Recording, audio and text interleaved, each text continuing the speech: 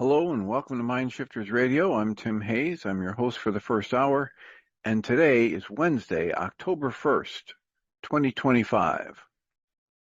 As always, we're grateful to everyone who's joining us here today, whether you're listening live or through the archives, as we spend another couple of hours teaching and supporting people in using some of the most powerful, effective, efficient, and accessible tools I've ever encountered. These tools are available absolutely free through the tireless efforts of Dr. Michael and Jeannie Rice on the website at whyagain.org.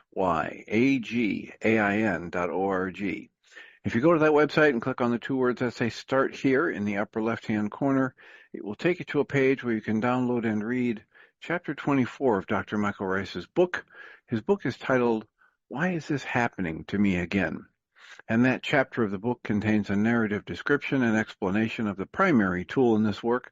That tool is called the Reality Management Worksheet, sometimes called the Reality Management Wake-Up Sheet. And it's a tool I've been using to great effect for over 21 years now to improve the quality of my life and most of my relationships, and to turn any negative emotional experience I have into part of the infallible guidance system that each and every one of us has been given.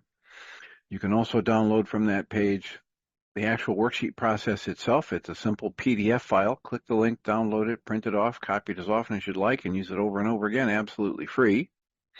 You can also go to that same page and download a whole host of audio files of shows just like this one, where people have been stepped through the worksheet process, and if you choose to listen to those even repeatedly, they can serve as a powerful tutorial for you and help you get maximum benefit from these tools in the shortest amount of time possible. You can also go to your app store and type in the three words Heartland Aramaic Forgiveness. And if you do that, before you're done typing the word forgiveness, you'll see the glowing heart icon. If you choose to tap on that, it will let you download a completely free and private app that contains the Reality Management Worksheet. It contains an abbreviated version of that worksheet process, and it contains a copy of the Dragon Klingon game, which is a wonderful way to introduce these tools to even younger audiences. We hope people do all of that soon and often, primarily because it tends to improve the quality of people's lives the more they actively apply these tools in their lives. And secondarily, because it tends to prompt comments, questions, answers, and testimonials. If you have any of those to share with us, we would greatly appreciate you doing so. You can email me at tjh@mindshifters-academy.org, or you can email Jeannie at jeanie@whyagain.org. It's whyagain.org. And if we get a question or a comment from you through an email, we will address it on the internet show, and then as time allows, send you a notification about what day and time that occurred, so you can listen back to the archives for your feedback or input. You can also join us live most weekdays from 11 till noon Central Time. You can go to zoom.us, open up a browser window, and type in the meeting ID number 853-2357-4173. That's 853-2357-4173. You can also just call one of the many numbers that Zoom offers and type in that same meeting ID. And then once you're in, just use *6 to toggle mute on and off. So plenty of time for comments and questions today, and we greatly appreciate whenever anybody speaks up, because the vast majority of shows that have been curated out of the archives and labeled as highlight shows, the vast majority of them are shows where people just like you called in and raised a hand, asked a question, asked to be stepped through a worksheet, or asked for clarification about how the worksheet process can function in their lives, etc. So, how can we be of support? We have some new people here. Welcome to Naomi, and I saw another new person here, Heidi. Welcome. So we've been working in this first hour, working our way through reading a new book by Guy Finley. And of course, I will go back to reading that if there's no active conversation. Welcome, Carrie. Haven't seen you in a while. And if no one has any questions or comments, I'll go back to reading from this book. But we encourage the questions or comments because while the reading from these books is wonderful, it's really deep, rich stuff. The benefit of the community and the feedback, the synergy that happens between someone asking a question and us pondering the question and looking at possible answers to it that's the real gold mine in this work. Based on these principles, timeless principles, and, a person like Guy Finley, in a bit of a refutation to refute a point, Michael likes to say, these tools were disappeared on this planet 2,000 years ago. It's clear here at the back of the book, Guy Finley has a table where he cites the masters that he's quoting. And they go from 1,200 years before current era in the Old Testament to 800 years before, 600 years before, 560 years before with Buddha, the Bhagavad Gita at 500 years before the time of current era, or they would say before Christ, the beginning of our current Gregorian calendar. So this wisdom's been around and embodied and taught for thousands of years. And it doesn't belong to any particular culture, religion, what people call race, because there isn't any such thing as any race other than the human race. But if you have a different skin color, people try talking about these artificial races they've created. It doesn't matter. It cuts across all of those things. If you're a human being, if you've got a body, if you've got a modicum of intelligence, then you have the infinite capacity to choose the focus of your conscious awareness in each new present moment.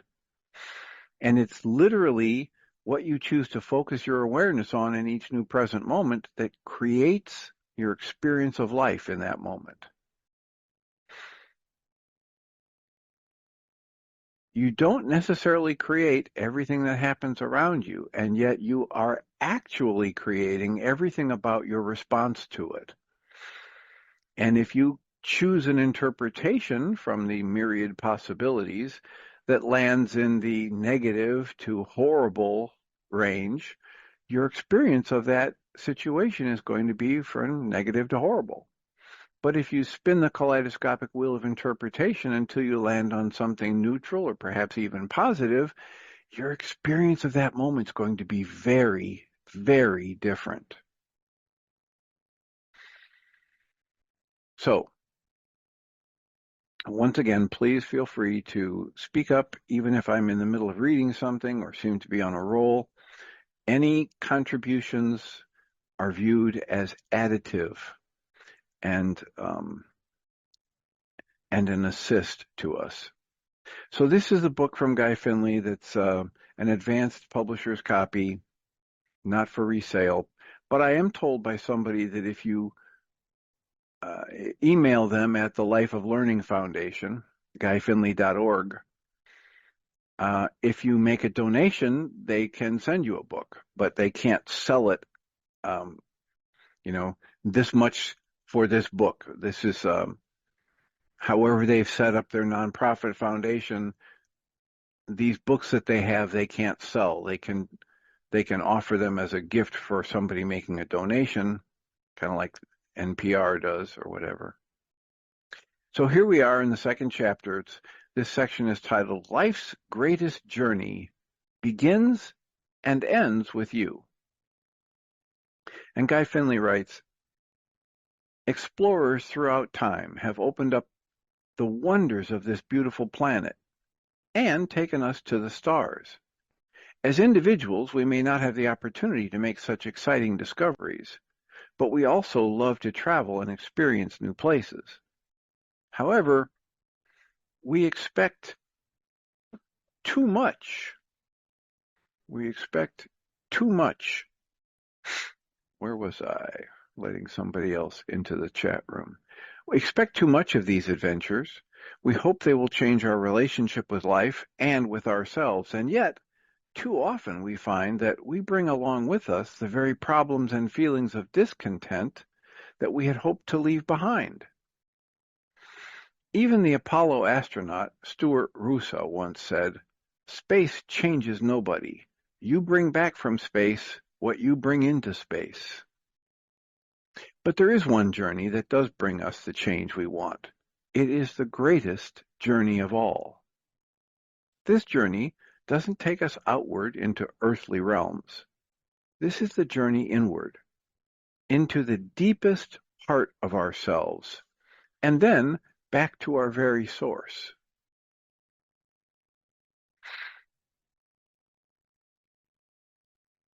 It's the journey that reconnects us to the origin of our own being. Not only does this journey put our lives in a timeless perspective, but it brings us to unity within ourselves and with all things. The discovery of our true nature shows us the true nature of all things, of which we are a part.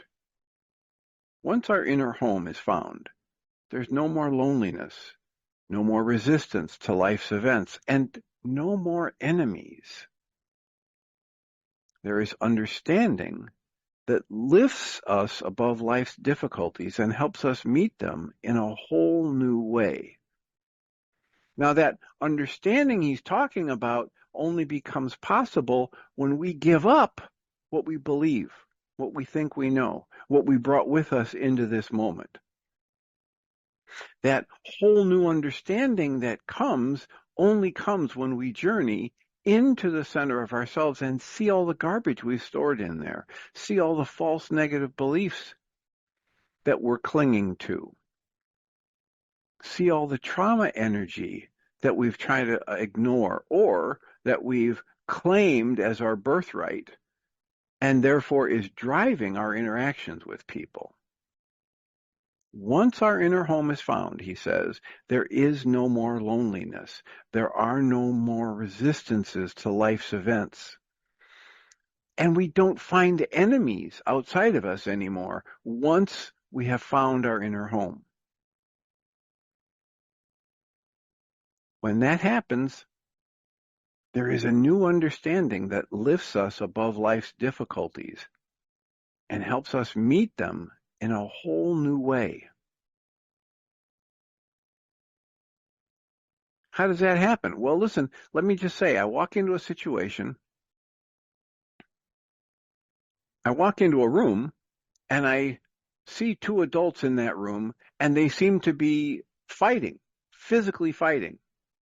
And one of them is female and, 3 times the size of the male. And she's clearly about to do physical damage to him. And I run over because I think she's the problem and she's the aggressor and she needs to be stopped. But I don't know anything about the situation, right? It's just an interpretation I made. And I fly in there and I think I'm going to be the protector. Come to find out, once the whole story is revealed, not only is she not the aggressor and somebody who needs to be stopped and put in their place or arrested, but he's not a victim. And he's not the aggressor either. And they were play acting, or this was college buddies that have this weird greeting that looks offensive. The point is, if I choose an interpretation that says she's the aggressor and he needs to be protected, it drives my behavior. I create a goal from that then drives my behavior. If I choose a different interpretation, if I go in asking rather than charging in to change something. And I ask them, how are you? What's going on? Does anybody need assistance? How can I be a blessing to myself or others in this moment? If I keep that running in my mind, what comes from me in the way of behavior to respond to life events will be very different than what comes out of that filter that's formed when I say she's the aggressor and he's the victim and this is all wrong. The understanding that happens when I ask to be taught by life lifts me out of difficulties and helps me meet life in a whole new way. I think I was prompted to share this Guy Finley quote from another talk yesterday or the day before or Friday that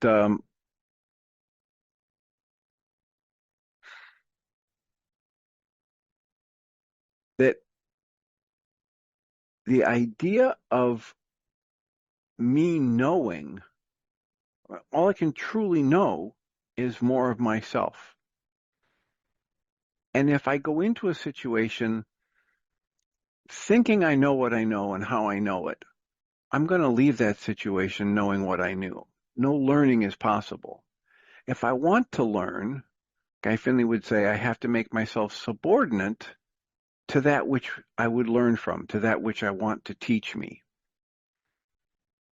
And the way I say it is, I have to have two active observations in my mind if there's going to be a space for me to learn something new. The first thing is I have to be actively observing the truth that I don't know everything.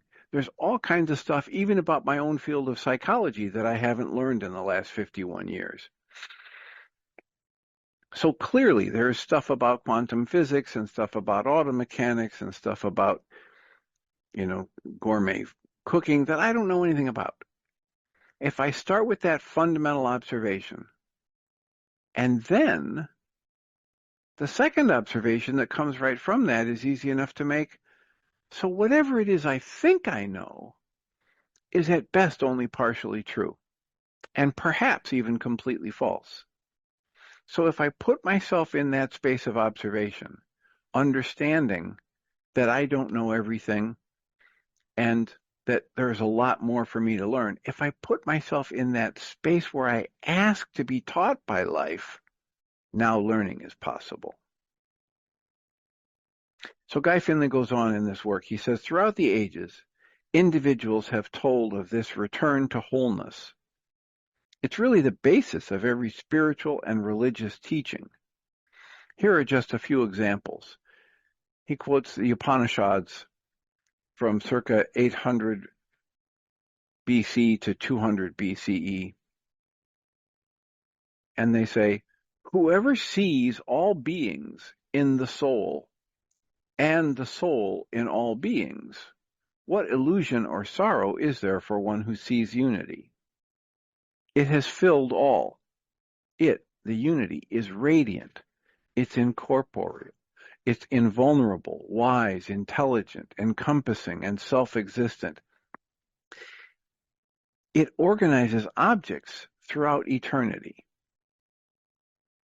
What's it? The unity of all things. What's it? The one mind. What's it? The creator, all of life. The divine intelligence, the divine consciousness, the God consciousness. It doesn't matter what you want to call it.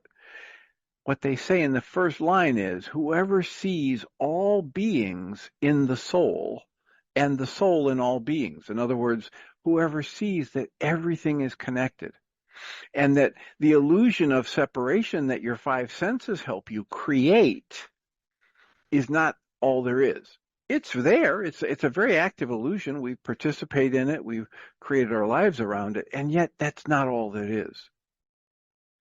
There is this unity of all things that underlies what we are looking at with our five senses and determining as separate. And then he quotes Rumi as saying, we have borrowed these clothes, these time and space personalities. We've borrowed them from a light And when we praise, we are pouring them back in. And then he quotes Whitman. It is the central urge in every atom to return to its divine source and origin.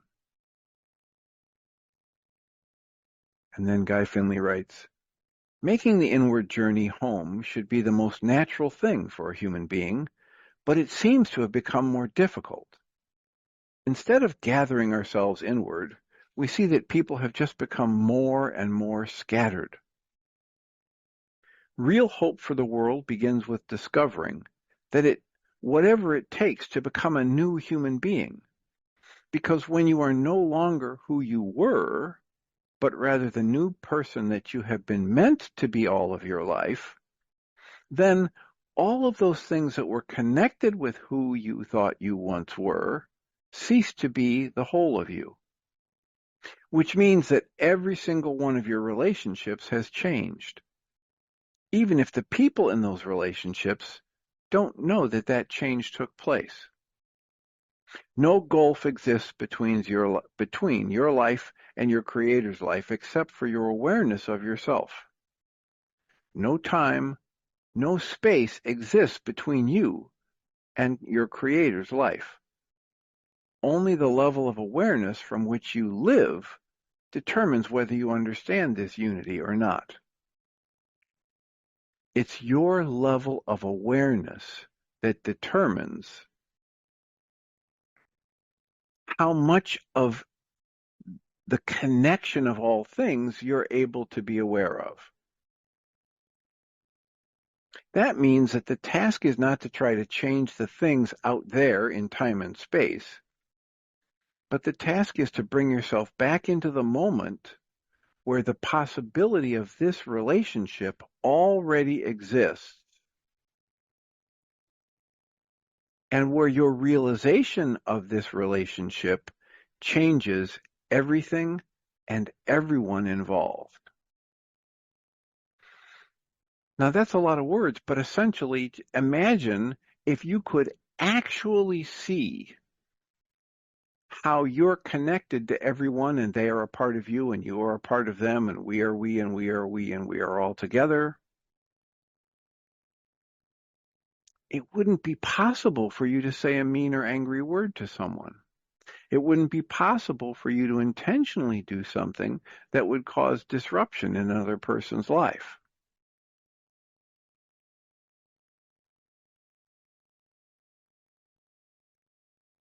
It's the idea that these great teachings try to bring across to us when they say things like, once you put your hand to the plowshare, you can't take it off. In other words, once you see a truth, your mind never goes back to exactly the way it was before. That truth has changed this thing that you use to perceive, to create your pictures about life.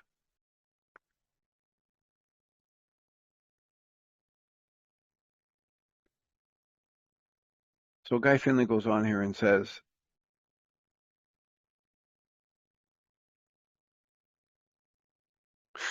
for imagine that you start to get angry at somebody.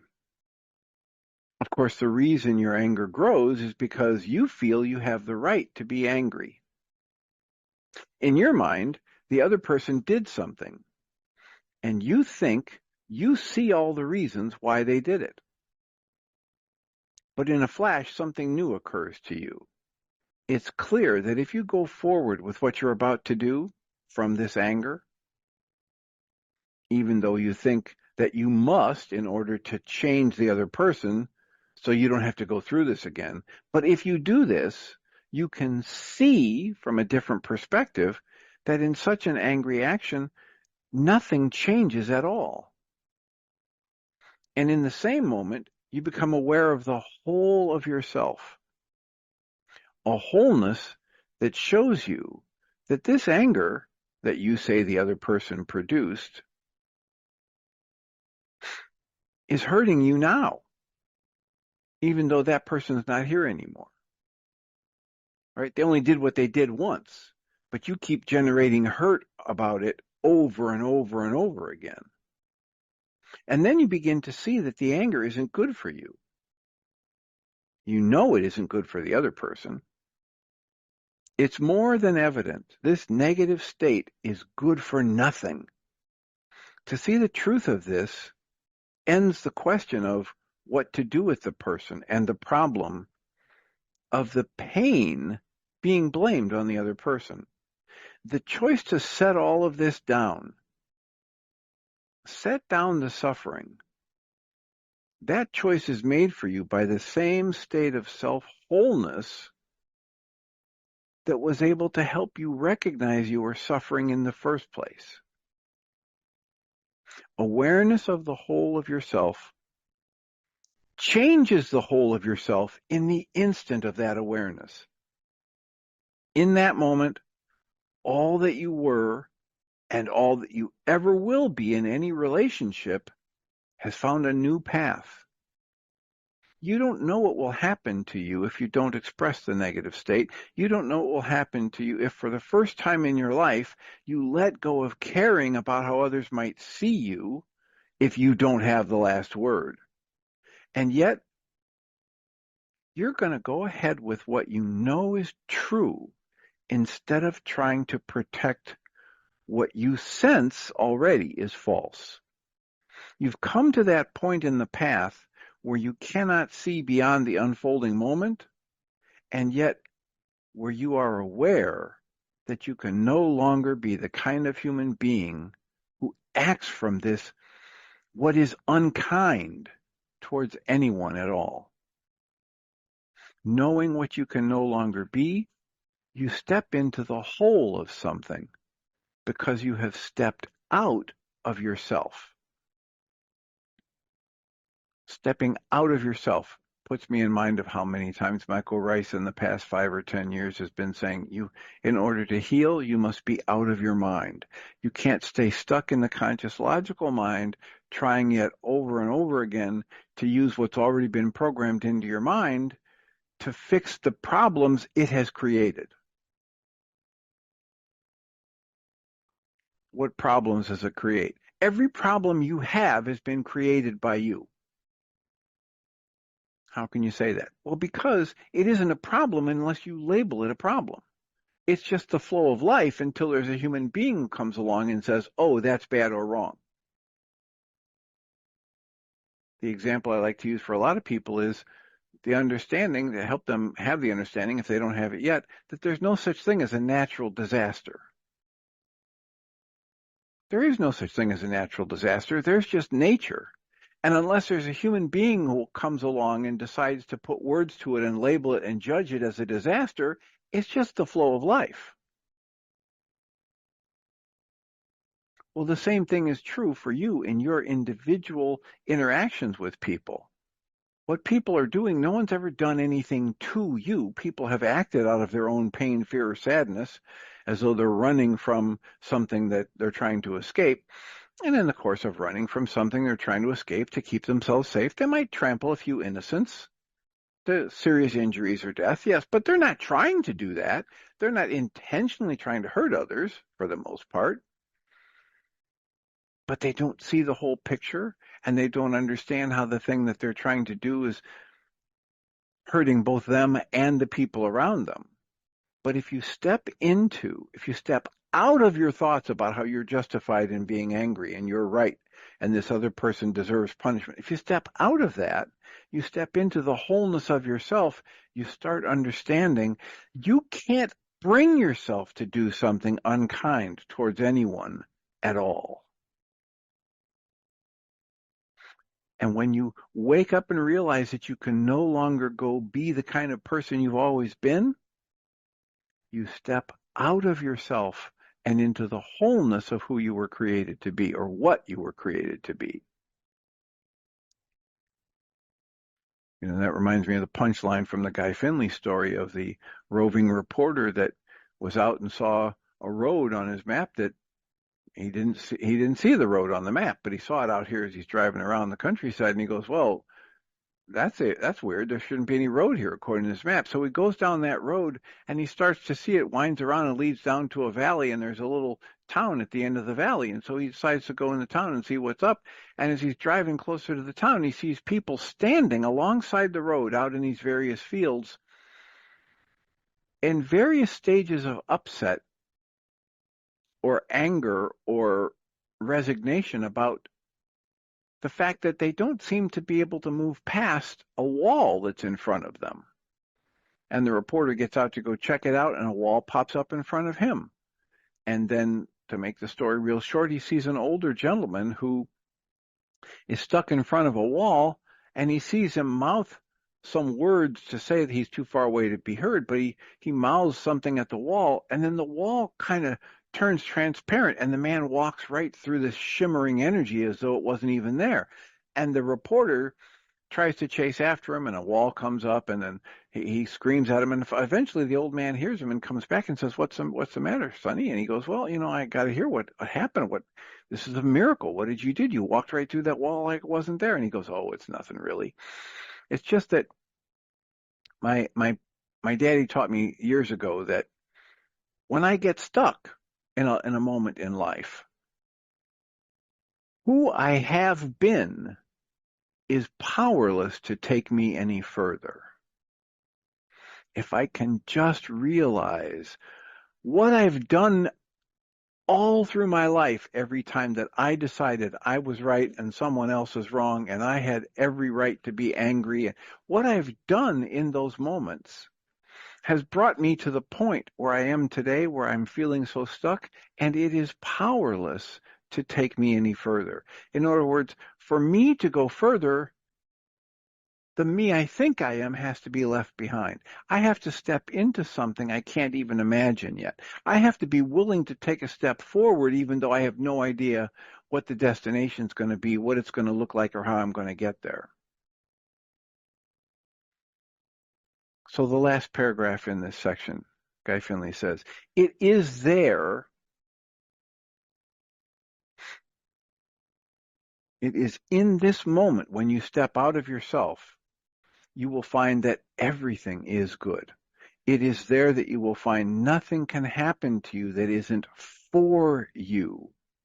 And nothing can happen to you in such an action that isn't for everyone else. Because in that moment, you've given your life up for the sake of what is whole. And it's clear to you. Then it doesn't matter where you go. It doesn't matter what you have to do. The things that weigh don't matter. The things that weigh, W-E-I-G-H, don't matter. All of that simply changes because now you're not sitting outside of life trying to figure out who you should be and what you have to do to keep your life in place. You've grown up spiritually and you've decided on the life of the whole that your Creator wants to give you. So you're going to accept everything that unfolds in life and just ask as it unfolds, okay, what's mine to do here? My favorite way to turn that phrase is to say over and over again, okay, how can I be a blessing to myself or others in this moment? And this moment could be that I walk into a family party and there's a 6-month-old infant there that's getting passed around. Or this moment could be that I'm driving my car and I see somebody in a road rage incident cause an accident. And I ask myself, what's mine to do here? Maybe mine to do is send them Pierre Pradervan's gentle art of blessing energy.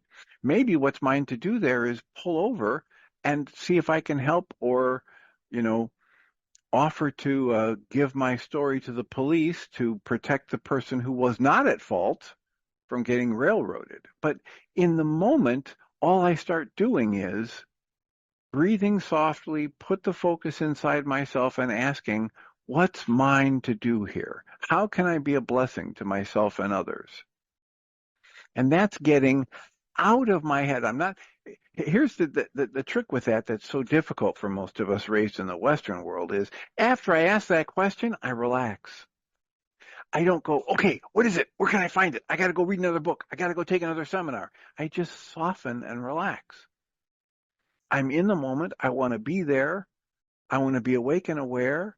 I want to bring my full loving presence to the moment, but I don't want my intellect to be trying to sort it out based on judgment, based on upset, based on criticism, based on my past traumas.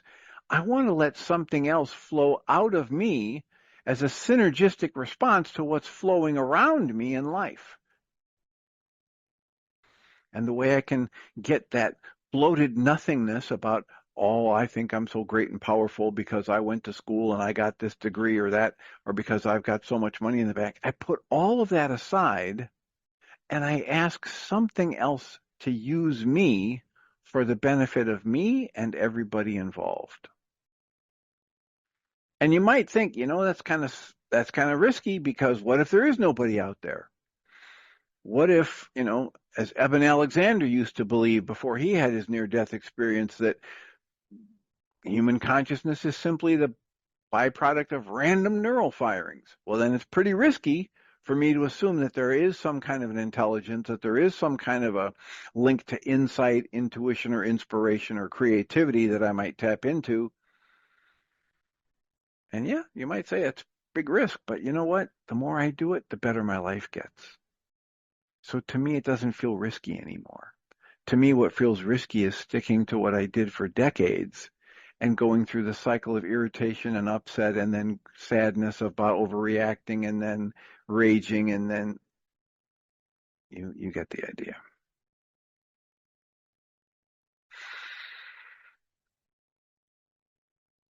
So please keep in mind, we're wide open for comments, questions, even refutations. Just feel free to raise a hand or unmute and speak up.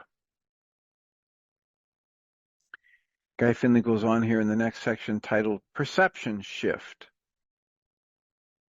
See life through new eyes. And he writes, have you ever looked back on an experience in your life and wished you'd seen things more clearly before you got into that doomed relationship? Or you wished you'd seen things more clearly before you said those hurtful things? Or you wasted so much time on an endeavor that did nothing to nourish your true self? It has happened to all of us. We just don't seem to see clearly enough in the critical moment. We always see the reality of a situation after it's too late. And to make it worse, sometime later, we may find ourselves having repeated the same mistake. How did we not see it early enough the second time around, or the third, or even the fourth?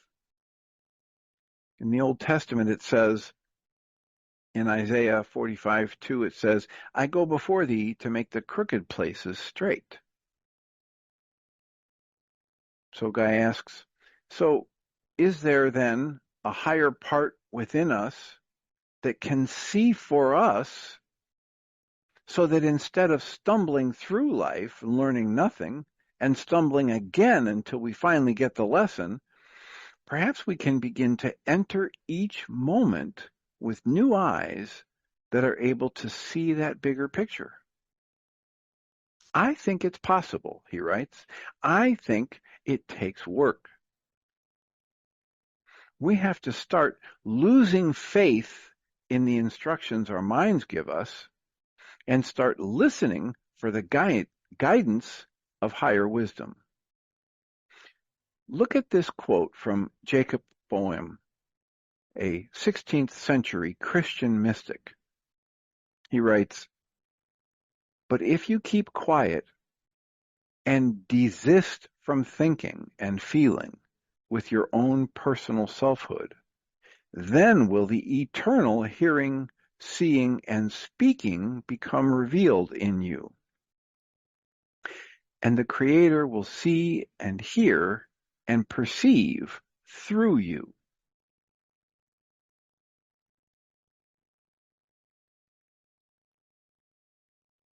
This reminds me of all the various times in different ways Dale Allen Hoffman in his talk says, listen, The goal is for us to wake up and realize we aren't the ones driving this bus. We aren't the ones that created ourselves. We aren't the ones keeping our heart beating or our food digesting or our breath moving when we're not thinking about it. We're actually being lived. Someone is looking through us, feeling life through us, seeing life through us. That's the same sentiment here from Jacob Boehme. Guy Finley writes, Boehme offers such a beautiful promise of a different kind of life, based in a new way of interacting with each moment. Instead of seeing things through the filter of our personality, our desires, and our fears, something can see through us, can see through the eyes of objectivity and love and show us a different world. And so the question before us now is, how are we to achieve this new relationship with life based in that higher understanding? So Guy Finley writes, we can't really know love's power to free us, to fulfill us through our relationships. We can't know that until we gain some totally new ideas about how to see and then interact with others. We're not speaking of just a rehash of our past failed viewpoint. We know that that path is powerless to heal the aching heart. An altogether higher view is called for. We need to be able to see others through the eyes of a completely fresh understanding. An understanding that only unconditional love can provide and an unencumbered heart can deliver in the pure and present moment. As an illustration, let's say that we're out somewhere together with someone for a light evening meal, or maybe just taking an early morning walk. From out of the blue, he or she makes a dark remark of some kind. A part of us reacts. It instantly opposes their negative state. A moment later, without any further thought on our part, we reach the mistaken conclusion that their offhanded comment means they'd rather be anywhere else in the world but right there with us. Now, as a result of our mistaken perception, a pained reaction rifles through us, and we fire off at them in the form of a dark glance. Then they see the way we look at them, and the force of our unmasked negativity hits its mark. Instantly, they resist this feeling, and they react by trying to escape its distress. But the only way they know to get rid of it is to blame us for it. The greater grows the pitch of this pain and blame, the less chance there is of understanding. With understanding would come resolving. Resolving what? Well, hopefully resolving our differences. Because this kind of pain is unaware of and unable to see anything other than what it wants. So with this above idea set in mind, the following insight should be clear. To have any hope of reconciling or harmonizing this situation, where the pain born of it not only blinds us, but it also binds us to the unconscious forces that are responsible for every such useless fight, we're going to need a new set of eyes through which to look at it. If we're going to break this cycle, we got to keep our attention at home. When there's a thump of upset inside of us, instead of buying the culture's conditioning of scanning the environment to figure out who or what out there we need to attack or run away from or abuse or seduce or bribe to try and get them to change so we don't have to feel that thump. Rather than that, follow the thump, turn the focus of our attention inside ourselves. Ask to be shown a new way to look at the current situation. Ask for those new eyes. Ask for a way to break the cycle of constant irritation, anger, frustration, expression, guilt, resignation, resentment, bitterness, anger, etc. Guy Finley writes, don't let this unusual idea of a new set of eyes throw you. It's a beautiful, timeless notion that runs like a golden thread through all true religions and spiritual teachings, both East and West. But for now, let's just take these words, quote, new eyes, close quotes, to mean the same thing as being able to look at our relationship through a whole new set of ideas, unlike any we may have come across before. Those new ideas belong to a higher part of our own heart and mind that isn't limited in the same way as is our lower nature, because our lower nature can only see one side. It can only see its side of any unwanted moment or any unwanted interaction with another person. Rather, this higher level of self is able to look at both sides of any situation at the same time. For example, we all know what happens when we realize that we've completely misjudged a friend, family member, or partner. In that same moment of seeing our mistake, not only are we released from the false and painful sense of self, born of this one-sided view of the situation, but also everyone else is released from it if they had been caught up in our misunderstanding.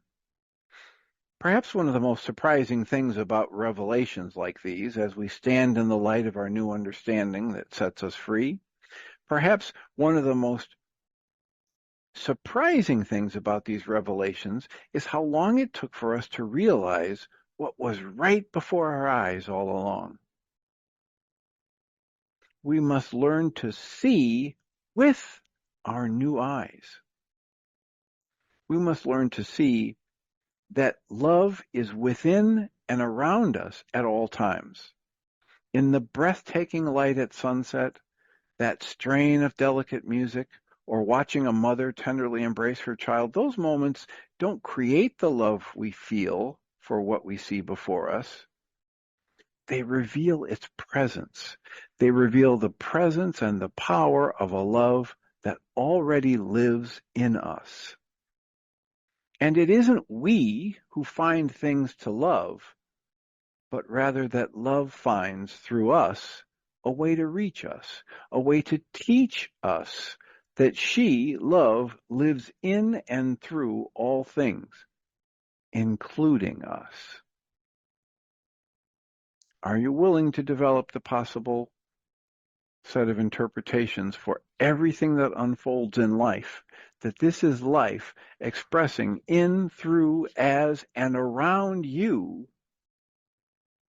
in ways that are blessing you and everyone else, even if it looks to you like a catastrophe and a disaster? So, we have plenty of people here for content, for conversation. I will take a break from the reading and ask for comments, questions, reactions, answers, soliloquies.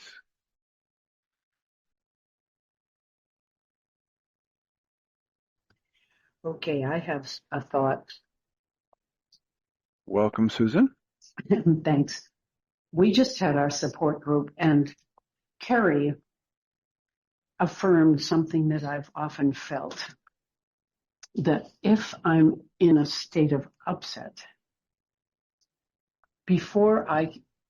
this is just my thought, and it's probably a wrong thought, but before I can get to a state of peace, I feel as if I want a little company in my misery first. Right. Well, you have said many times that your favorite miserable feeling is worry and fear and upset, and Yeah. Well, what I really want is somebody there right then to say, yeah, I get it. I'd be mad too. Boy, was that frustrating. And I don't agree with that at all, and blah, blah, blah. And then I think, okay, in my present state, in my limited way, I have company. Now I'm willing to say, okay, now I'm ready to do my work and get out of this. What is that little attachment there? Is Well, that the first thing that pops into my mind to say to you is clearly it's the distorted view of the wounded self that thinks it's alone and you want company. But the fact is you've never been alone, and the forces that can guide you will never abandon you if you just ask them to. Millions yet unborn will benefit from the work you do here today. When you heal, you are never healed alone. You don't live alone. You aren't isolated. You are in this soup of life, of energy, of emotions, of, the flow. And so that's the first thing that comes to me to tell you is you want that because you're coming from that false belief of separation. Mm-hmm. Okay, so Carrie's on the line. What are you going to do with that one, Carrie? Is that good enough? So what I was really talking about too was that we live in a lot of denial about things, about grief and shame and our anger and all of these things. What And then what do you mean by we live in a lot of denial? I think that a lot of people, as I have seen, including and especially myself, I lived in denial for 70 years about my grief. And that in order to heal something, we need to feel it fully. We need to sit with it. We need to allow it to permeate our body and feel it and say, okay, this is what I'm really feeling. And now I can move on to heal it. Because living in denial and not feeling the feelings fully can just serve to push whatever it is down and hide it away. So the first step for me in healing is really feeling it fully. And that's allowing the tears to come, allowing the anger, but we can't just live there. We can't just live in that story, okay? And that's what some counseling, and I know it's not you, but some counselors do, is they just have you relive and rehash stuff without moving to the healing phase and acknowledging and saying, oh, this is my pain. This is my anger. This is my grief. It's not that person out there who's doing it, who is my trigger that I want to blame. Okay, And play that blame game. Help me understand how what you're saying might be different from what you think is being presented in these teachings. Or if there's a question to clarify what you're saying, because there's nothing that you've said in terms of the words you've said that I would take any argument with, except I don't really know all the definitions for what you mean by that, feeling it fully and, it's mine, etc. I don't know what all that means in a felt sense within you. But literally, when I listen to the words you're saying, I don't see any point of differentiation between what these teachings are saying and what you were saying. So, taking that to what Susan said, it's like Susan is looking for validation for what she is feeling from outside of herself. And I think that is a phase we need to go through. We need to connect with other people in our grief. I mean, that's why I'm offering to work with people on their worksheets so that we can connect and work through this together. And I think that connection, and even though you say, oh, we're not alone, okay, well, I think there's a point at which we need community, we need each other, we need to work things through together. And that is really important for us to come to that realization that we're not alone. Because as we work through these things together, we see that, well, I see that Susan's issue is my issue. I see, that, and when I was with the Institute for Self-Actualization, one of the things that we did was we stood up, and at the end of this whole process, we literally put out there our deepest, darkest secret, and everybody in the room was full of compassion because they identified with that. It's not, we think our secrets are special. And so when we come in community with other people and get acknowledgement and yes, you're feeling this, and feel it fully, and now let's move on to how we can do the healing. That's what I'm talking about. And how is that different than what you're hearing presented in these teachings? So I think what you said to Susan was a little bit like, okay, yeah, you're not alone. And I think she needs at the moment to know that. She needs to have that community. So I feel like your response was a little bit saying to her, oh, don't worry, you're not alone. Instead of let's work in community with this together. And Okay, so let me just stop here so we don't completely run out of time here. So that's something that I said in this interaction today. What was the point that was happening in your support group that didn't have any input from me yet that was having you say there's a problem here? That what's the disconnect? Well, Susan can say what she was feeling, and I said to her, yeah, let's feel it. Let's feel it. I think it was completely. when one of us said, really, there isn't any problem because we're all connected. We have one member that, to my mind, jumps to the enlightened state before processing. But it's true that Dr. Tim has always said, allow, breathe, be with it. So I was saying, okay. So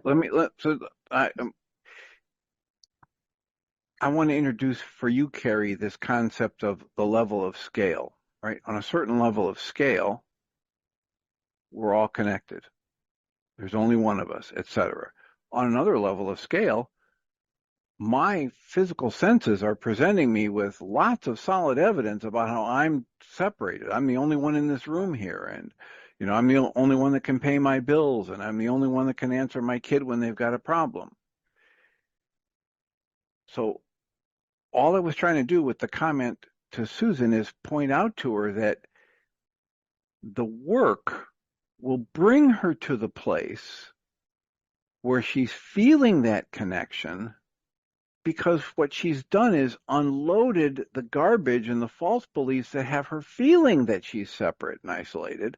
And that work needs to be done for each of us. That's why we say there's work to be done. You got to do the breathing. You got to do the reality management worksheets, or the Byron Katie worksheets, or the Diedrich Wolzak worksheets, or the Sedona release method, or your Ho'oponopono. You have to put your mental energy into the focus of the use of tools that can produce the results for you. I agree. And I don't think we're arguing. I think we have a different perspective, because all I'm saying is that we need validation and community in the work. Yeah, I have no argument with that whatsoever. As a matter of fact, when you look at the work we've presented, you'll see that over and over and over again. So if somebody creates an interpretation of it that says that's not happening, then that's their interpretation. But I would agree with everything you said. As a matter of fact, on a number of occasions, I've reached over here into my desk and I pulled out this thing from the 15 commitments of conscious leadership. And the number 3 commitment is, I commit to feeling my feelings all the way through to completion. They come and I locate them in my body, and then I move and breathe and vocalize them so they release all the way through. And so I don't disagree at any level. Yeah, good. Because I think Susan was feeling guilty about needing validation. But there's a part at which, and this will be the last point since we're going to run out of time or bump into Michael and Jeannie's time, that the idea is, I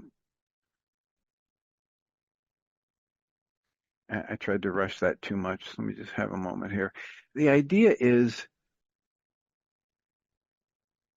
the adult Susan doesn't need the validation. A younger wounded part of her needs that validation. Absolutely. And I would be happy to support her in giving that to her younger wounded self. But as we talk about in this work, it's been my experience that the younger wounded parts of Susan can't take any input from me or anybody else in that support group. They only have access to what Susan is willing to feed with them, share with them, and what they exchange.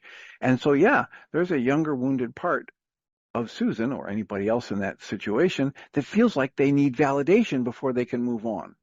All right, give that to them, but do it yourself. Don't keep looking for it from other people, because those other people and their opinions never get into the younger wounded part of you that needs to hear it. They need to hear it from you. This is that idea that Michael Rice talks about. It's so powerful of being able to, and Michael Singer, to step back into the seat of the soul, the seat of awareness, and you watch all of this stuff, these thoughts going through you, these emotional responses, these broken relationships, and you smile at it because you know it's just the flow of life, and you know that that's not your essence. And to just finish, I hope, Susan, this resonates with you, and we can have more of a conversation on this too. I don't want to stand here and talk about you. That's fine. Yeah. I think it was a very particular situation with a very particular person that I get into. Generally, I'm totally on board with what Tim is saying. And I would like to say, I don't need it. I just want it like a mad little kid. I don't want to be railroaded into enlightenment before I'm ready.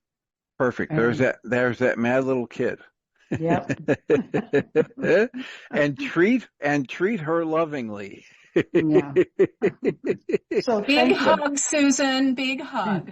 Thank you, Carrie. Chances are pretty good, Susan, that you're not treating that little kid with the energy you had when you said that little kid.